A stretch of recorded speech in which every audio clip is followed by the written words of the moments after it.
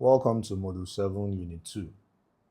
The topic is ways leadership affects people.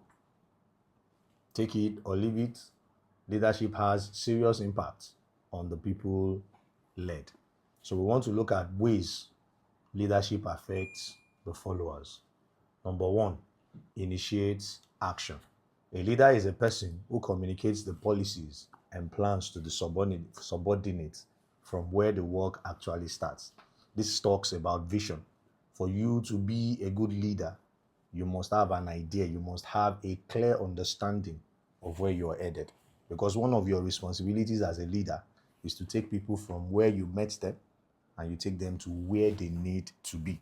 That is vision. So when you are able to successfully communicate where you are taking them, they are no longer forced to follow you. They take ownership and they journey with you.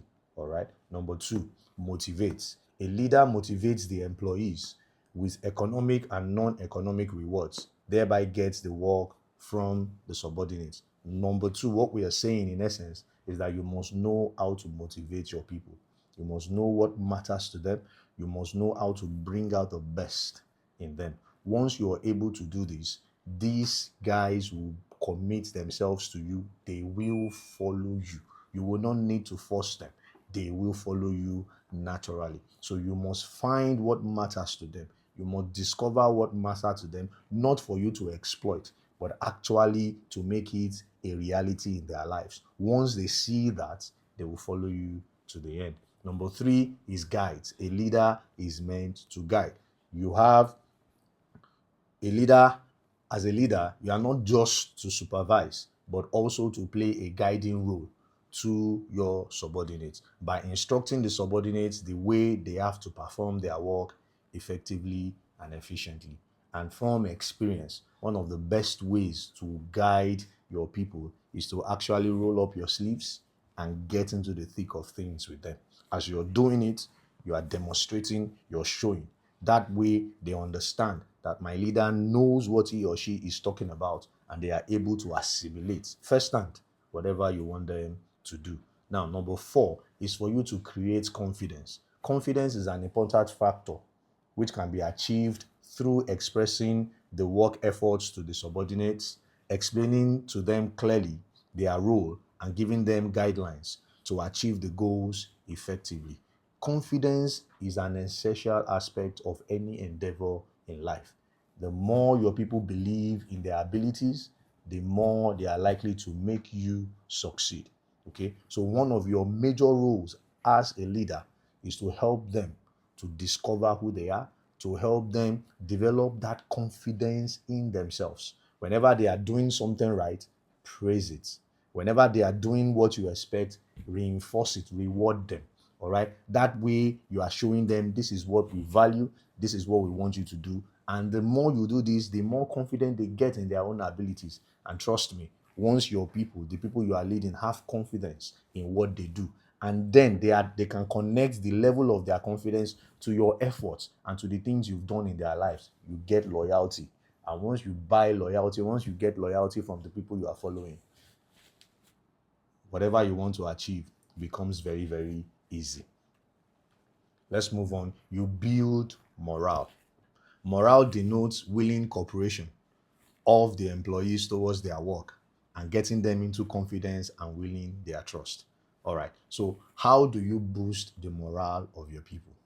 The most sensitive part, the most critical part, the most critical time when it comes to morale is actually when things are not going well, particularly when the team seems to be struggling or failing.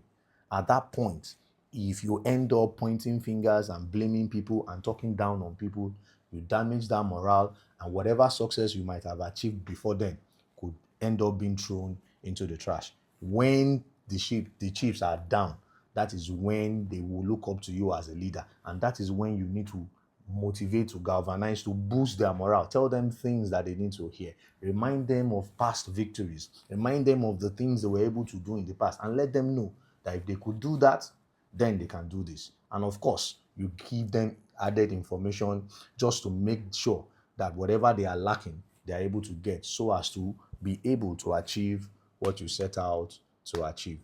The one of the best time to know a real leader is when things are going wrong. So my brother or sister, as a leader, when the chips are down, don't start pointing fingers. All right, take responsibility and find means to move them forward. Another responsibility of a leader is to build a positive work environment. You are not into politics. As a leader, you don't play politics with your people. You don't do divide and rule. If you want your leadership to be one that is positive, if you want to create a positive environment around your people, you must lead with love. You must lead with care. Whatever will bring division in the team, say no to. And everything that will bring a positive environment, continue to encourage. Always ensure that the atmosphere is positive. When the atmosphere is positive, people will give their best. Another responsibility of a leader is to coordinate.